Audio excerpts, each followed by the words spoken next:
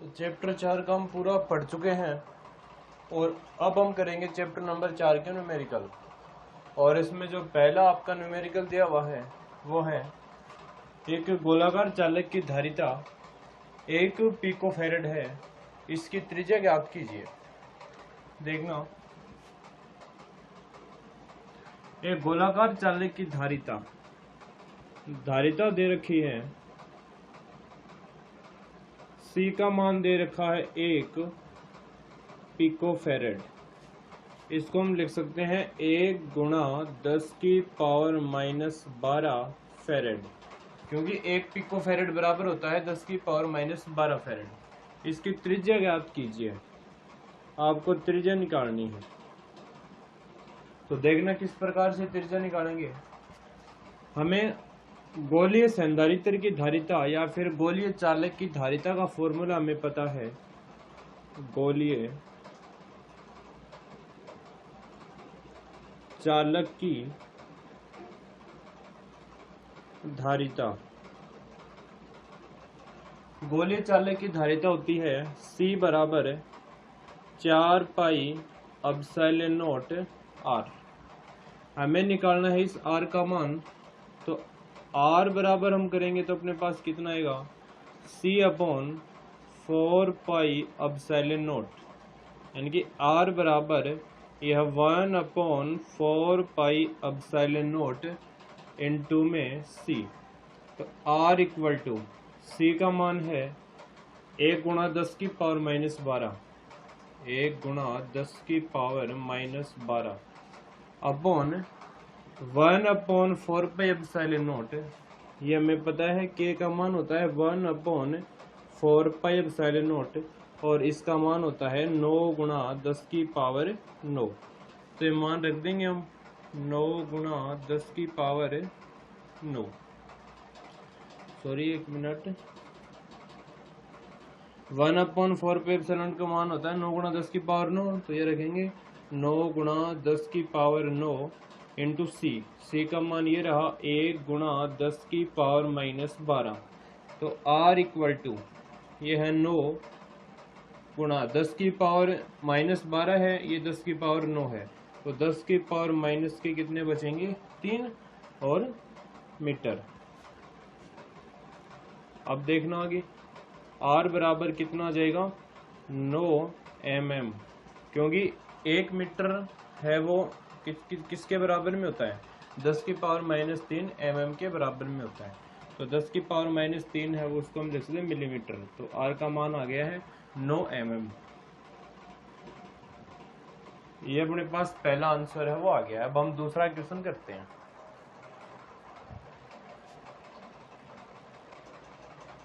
Second question दिया हुआ है, एक समांतर प्लेट संधारित्र की प्रत्येक प्लेट का क्षेत्रफल 100 वर्ग सेंटीमीटर तथा दोनों प्लेटों के मध्य विद्युत क्षेत्र की तीव्रता 100 न्यूटन प्रति कूलम है। प्रत्येक प्लेट पर आवेश कितना है।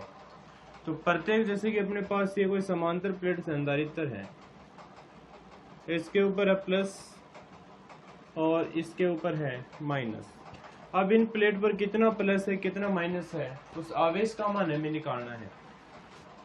और इन दोनों प्लेटों का क्षेत्रफल, यानी कि क्षेत्रफल दे रखा है A का मान 100 सेंटीमीटर की स्क्वायर। इसको हम मीटर में बदलेंगे तो अपने आएगा 100 गुणा 10 की पावर माइनस 4 वर्ग मीटर। प्रत्येक प्लेट का क्षेत्रफल इतना आ गया है। विद्युत क्षेत्र की तीव्रता E का मान दिया हुआ है 100 न्यूटन प्रति कूलम। प्रत्येक प्लेट पर आवेश कितना है, Q का मान निकालना है, यानी कि इस प्लेट के ऊपर आवेश कितना आएगा और इस प्लेट के ऊपर आवेश कितना आएगा, उसका मान हमें यहाँ पर निकालना है। तो देखना, जो प्लेट होती है इनके मध्य विद्युत क्षेत्र का फॉर्मूला होता है E equal to sigma upon epsilon not, और सिग्मा बराबर होता है Q बटा A। ये मान रखेंगे यहाँ पर, तो E बराबर आएगा Q upon A epsilon not. यहाँ से हम Q का मान निकालेंगे तो आएगा AE एप्सिलॉन नॉट। तो Q इक्वल टू A का मान कितना है, 100 गुणा 10 की पावर माइनस 4, 100 गुणा 10 की पावर माइनस 4। ई का मान कितना है 100 और एप्सिलॉन नोट का मान हमें पता है 8.85 गुणा 10 की पावर माइनस 12। तो Q इक्वल टू ये भी 100 ये भी 100, इसको लिख सकते हैं 10 की पावर 2 ये रहा 2 ये रहा 10 की पावर 4 गुणा ये है 10 की पावर माइनस 4 गुणा 8.85 गुणा 10 की पावर माइनस 12। तो ये प्लस का 10 की पावर 4 है, ये माइनस 10 की पावर 4 है, कैंसिल हो जाएगा। तो Q बराबर सिर्फ बचेगा अपने पास 8.85 गुणा 10 की पावर माइनस 12 कूलम। यानी कि एक प्लेट के ऊपर कौन सा आवेश आएगा 8.85 गुणा 10 की पावर माइनस 12 कूलम प्लस का, और एक प्लेट के ऊपर आ जाएगा 8.85 गुणा 10 की पावर माइनस 12 कूलम माइनस का। तो ये अपने पास इसका आंसर आ गया है। इन प्लेटों के आपको निकालना था कि आवेश का मान कितना है। इस प्लेट के ऊपर 8.85 गुणा 10 की पावर माइनस 12, तो इस प्लेट के ऊपर आएगा माइनस 8.85 गुणा 10 की पावर माइनस 12 कूलम। दोनों प्लेटों के ऊपर आवेश है वो समान रूप से वितरित हो जाता है। अब हम करते हैं 3 का क्वेश्चन। अब देखना 3 का प्रश्न दिया हुआ है, किसी समांतर प्लेट संधारित्र को एक निश्चित विभवांतर पर रखा जाता है। इसके विभवांतर को समान रखते हुए प्लेटों के मध्य 3 mm मोटी स्लैब रखी जाती है, तो प्लेटों के मध्य दूरी 2.4 mm बढ़ानी पड़ती है। स्लैब के पैरावैद्युतांक की गणना कीजिए। यानी कि समांतर प्लेट संधारित्र को एक निश्चित विभवांतर पर रखा जाता है। तो देखना कैसे इसको हम सरल करेंगे। समांतर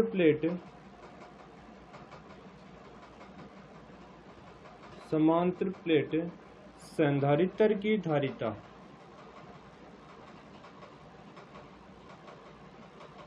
और समांतर प्लेट संधारित्र की धारिता होती है C बराबर A एप्सिलॉन नॉट अपॉन में D। अब प्लेटों के मध्य 3 mm मोटी स्लैब रख दी जाती है। यानी कि ये इस प्रकार से कोई प्लेट समांतर प्लेट संधारित्र है, इसके मध्य एक 3 mm, ये जो मोटाई है इसकी ये कितनी है 3 mm है। इसको तो लिखते हैं हम कैपिटल स्मॉल d से और इसको लिखते हैं स्मॉल t से। तो स्मॉल t का मान कितना दिया हुआ है 3 mm दिया हुआ है। यानी कि ये आंशिक रूप से कोई पैरावैद्युतांक वाली प्लेट इसके मध्य रखी हुई है। तो देखना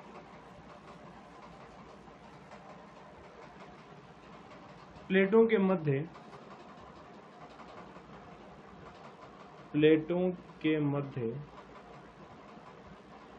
T बराबर 3 mm मोटाई की स्लैब रखने पर धारिता। तो धारिता कितनी हो जाएगी जब पैरावैद्युतांक पदार्थ आंशिक रूप से भरा हुआ है। तो उसके लिए फॉर्मूला होता है Cm यानी कि माध्यम के लिए बराबर A epsilon not upon D minus T plus T upon epsilon R। अब प्लेटों के मध्य की दूरी 2.4 mm बढ़ानी पड़ती है। स्लैब के पैरावैद्युतांक की गणना कीजिए। अब देखना इसमें एक बात समझने की ये है कि जैसे ये इसमें 3 mm मोटाई के अपन स्लैब रखेंगे तो आवेश में कोई परिवर्तन नहीं होगा, तथा विभवांतर के मान को समान रखने के लिए हमें इनकी धारिताओं को दोनों को क्या करना पड़ेगा बराबर करना पड़ेगा। और जो ये मध्य की दूरी है उसको मान लेते हैं ये है d डैश है। यानी कि कहने का मतलब ये है कि C बराबर किसके हो जाएगा Cm के। तो C का मान कितना दिया हुआ है A एप्सिलॉन नॉट अपॉन में D बराबर Cm का मान है A एप्सिलॉन नॉट अपॉन इसको मान लेते हैं D dash minus T plus T upon epsilon R। ठीक है, एप्सिलॉन नॉट से एप्सिलॉन नॉट कैंसिल हो गया है। हमारे पास में कितना बचेगा D बराबर D dash minus T plus T upon epsilon R। D dash को यहाँ पर लेके आ जाते हैं तो D डैश माइनस D बराबर इसमें T कॉमन ले रहे हैं, अंदर बचेगा 1 माइनस 1/εr। ठीक है, आगे देखना कैसे करेंगे। 1 माइनस 1/εr बराबर हम करेंगे तो कितना आ जाएगा, डी डैश माइनस का डी अपॉन में कितना टी। तो 1 माइनस 1/εr बराबर डी डैश माइनस टी का मान दिया हुआ है 2.4 mm, या फिर हम इसको लिख सकते हैं 2.4 गुणा 10 की पावर माइनस 3 बटा टी का मान दिया हुआ है 3 mm, इसको हम लिख सकते हैं 3 गुणा 10 की पावर माइनस 3। अब देखना 10 की पावर माइनस 3 से 10 की पावर माइनस 3 कैंसिल हो गया है, अपने पास बचा 1 माइनस 1/εr बराबर 2.4 बटे 3, 2.4 बटा 3, या फिर 1 माइनस 1/εr बराबर ये हो जाएगा 24 बटा कितना 30। इसको हम कैंसिल कर सकते हैं, 6 चौका 24 और 6 पंजो 30। अगर 1/εr करेंगे तो अपने पास आएगा 1 माइनस 4 बटे 5, तो 1/εr बराबर इसका लघुत्तम आ गया है 5। ऊपर कितना बचेगा 5 माइनस 4, तो 1/εr बराबर 1/5। इसको वज्र गुणा करेंगे तो εr बराबर कितना आएगा 5 आएगा। तो जो इसमें स्लेब के पैरावृत्तांक का मान है वो कितना आ गया है 5 आ गया है। इसको देखना एक बार और करते हैं। इसने दिया हुआ कि किसी समांतर प्लेट संधारित्र को एक निश्चित विभवांतर पर रखा जाता है। विभवांतर का मान v का मान क्या है, निश्चित है। इसके विभवांतर को समान रखते हुए, विभवांतर को क्या रखना है, समान ही रखना है। इनकी प्लेटों के मध्य 3 mm मोटी स्लैब है वो रख दी जाती है, यानी कि जो समांतर प्लेट संधारित्र के मध्य जो प्लेट रखी वो आंशिक रूप से इसके मध्य रख दी है। जैसे कि इस प्रकार समांतर प्लेट संधारित्र था, इसके बीच में एक प्लेट और रख दी है, यानी कि वो कंडीशन हो गई है जब पैरावृत्तांक पदार्थ आंशिक रूप से भरा हुआ है। और उसके लिए जो धारिता होती है वो इस फॉर्मूले से हम देते हैं, Cm बराबर A/0 upon d minus T plus T upon εr। इस फॉर्मूले को हम स्थापित भी कर चुके हैं पीछे, और इस फॉर्मूले को भी हम स्थापित कर चुके हैं। इसको समीकरण नंबर 1 दे देते हैं और इसको समीकरण नंबर ले लेते हैं 2। आप देखना जैसे इसके पैरावृत्तांक पदार्थ इसमें रखेंगे, इसके आवेश में कोई परिवर्तन नहीं होगा, इसलिए विभवांतर को देखना समान रखा जाता है। तो विभवांतर को समान रखने के लिए हम क्या करेंगे कि समीकरण 1 और 2 को बराबर कर देंगे। इनकी सी है वो किसके बराबर में हो जाएगा, Cm के, और जो प्लेटों के जो बीच की दूरी हमारी दूरी है उसको मान लेते हैं कितनी है, d डैश है। तो A/0 अपॉन d बराबर A/0, इस d की जगह लिखेंगे d dash minus T plus T upon εr। A/0 से A/0 कैंसिल हो गया है, अपने पास बचेगा d बराबर d dash minus T plus T upon εr। अब d डैश को यहाँ पर लिख लें माइनस का d। अब इसमें t कॉमन आ गया है, यहाँ पर हमें पता है माइनस हो जाएगा, ये माइनस यहाँ पर लेके आएंगे तो यहाँ पर माइनस t इसमें कॉमन आ गया। 1 minus 1/εr, 1 minus 1/εr d dash minus d upon T. इसका मान दिया हुआ है 2.4 गुणा 10 की पावर माइनस 3, और इसका मान है 3 गुणा 10 की पावर माइनस 3। ये कैंसिल हो गया है, इसको हम सरल करेंगे तो अपने पास में पैरावृत्तांक का मान कितना आ जाएगा, 5 आ जाएगा। तो ये अपना 3 का क्वेश्चन था। अब हम 4 का क्वेश्चन करते हैं। अब ये दिया हुआ है 4 का क्वेश्चन, 2 संधारित्र की धारिताएं क्रमशः है 2 माइक्रोफैरड तथा 4 माइक्रोफैरड है। जब इनको क्रमशः श्रेणी क्रम में तथा समांतर क्रम में जोड़ा जाता है तो इनकी तुल्य धारिताओं की तुलना कीजिए। देखना कैसे करेंगे। एक धारिता दे रखी है C1 है वो 2 माइक्रोफैरड, और दूसरी दे रखी है 4 माइक्रोफैरड। इनको श्रेणी क्रम में, तो पहले इसको जोड़ते हैं श्रेणी क्रम में। तो श्रेणी क्रम में जो तुल्य धारिता होती है, तुल्य धारिता वो कितनी होती है, 1/CS बराबर 1/C1 प्लस 1/C2। तो 1/CS बराबर 1/C1, C1 का मान कितना है 2 है प्लस 1/C2। 1/C2 का मान कितना है 4, तो 1/CS। पहले इसका लघुत्तम देखेंगे, लघुत्तम आ गया इसका 4, 2 दूनी 4, 4 एकम 4, तो 3 बटा कितना आ गया 4, या फिर अगर हम CS बराबर करेंगे तो 4/3। यह आ गया है 4/3 कौन से क्रम के लिए, श्रेणी क्रम के लिए। अब हम निकालेंगे समांतर क्रम के लिए। समांतर क्रम के लिए तुल्य धारिता, और समांतर क्रम के लिए तुल्य धारिता होती है Cp बराबर C1 प्लस C2। तो C1 का मान है 2 और इसका मान है 4, तो Cp बराबर 4 और 2 कितने हो गए 6। अब इसके अनुपात की तुलना करनी है, तो CS/Cp बराबर हम करेंगे, CS का मान कितना है 4/3 और बटे में 6, तो CS/Cp बराबर 4/6 तो 18, ये 2 दूनी 4 और 2 निम्न 18, तो इसका अनुपात आएगा 2:9। ये इसका आ गया है आंसर। तो आपको पता होना चाहिए श्रेणी क्रम के लिए तुल्य धारिता का फॉर्मूला और एक समांतर के लिए तुल्य धारिता का फॉर्मूला। दोनों मान दे रखे हैं, अनुपात निकल जाएगा, 2:9 आ जाएगा।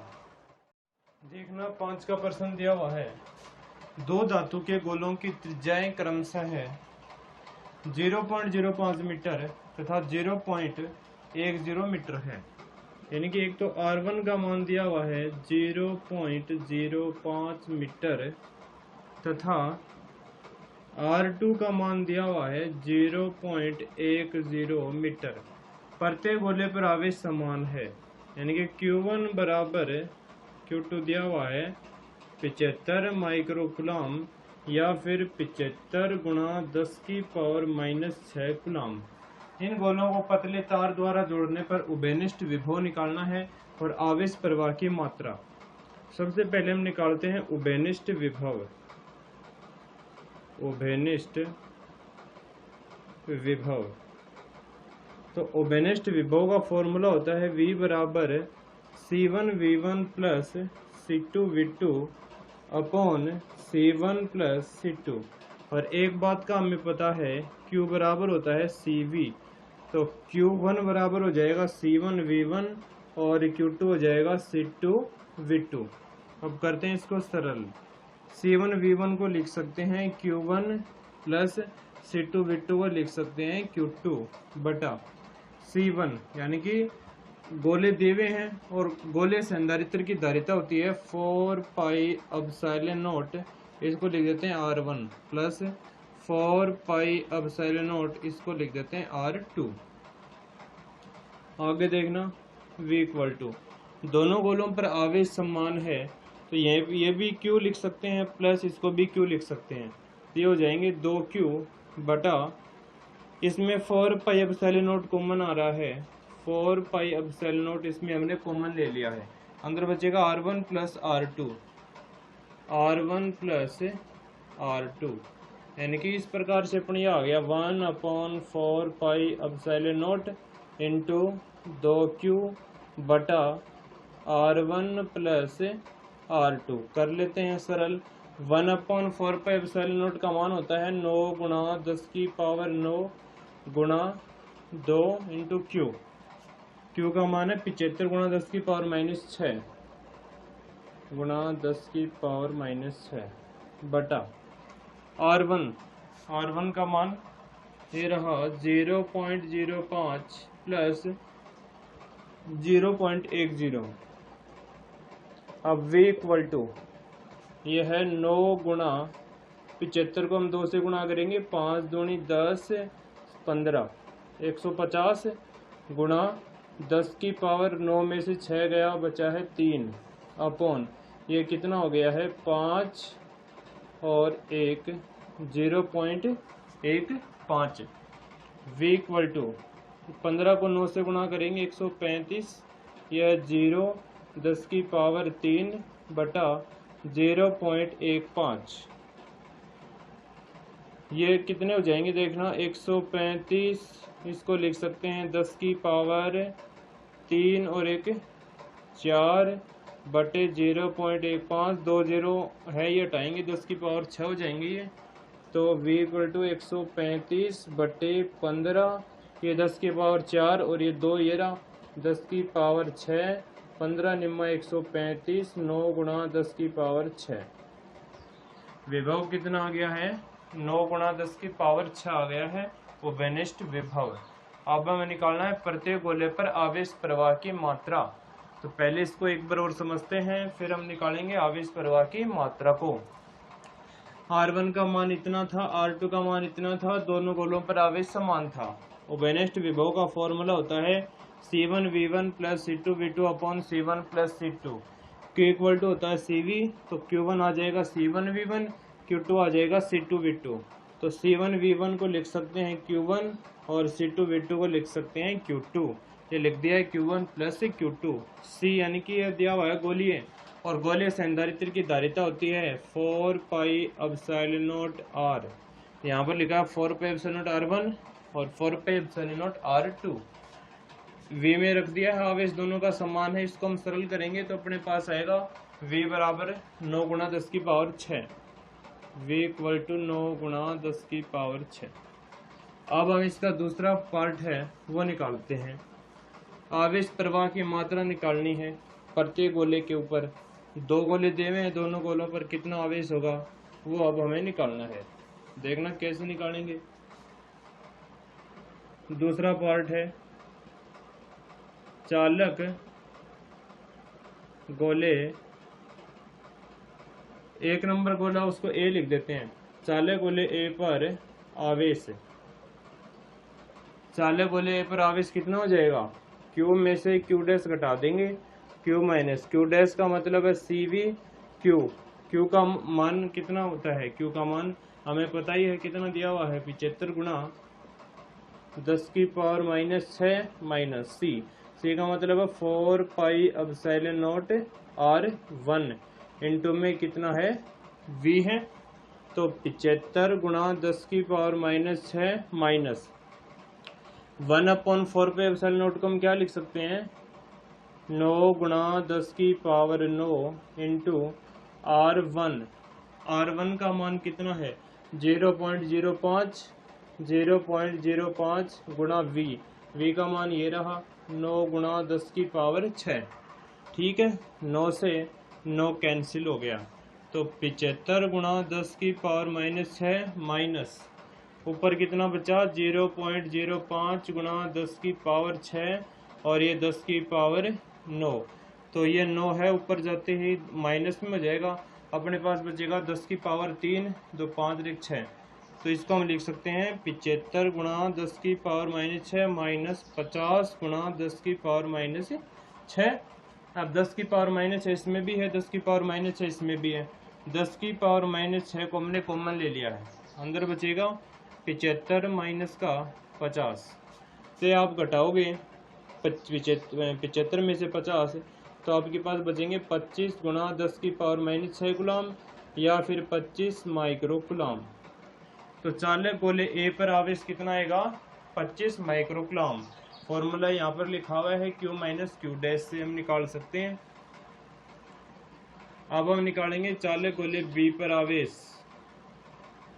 B पर आवेश, तो B पर आवेश हमें पता है ये त्रिज्या ज्यादा है, तो यहाँ पर हम लिखेंगे Q डैश या फिर इसको हम लिखेंगे Q2 डैश माइनस का Q2।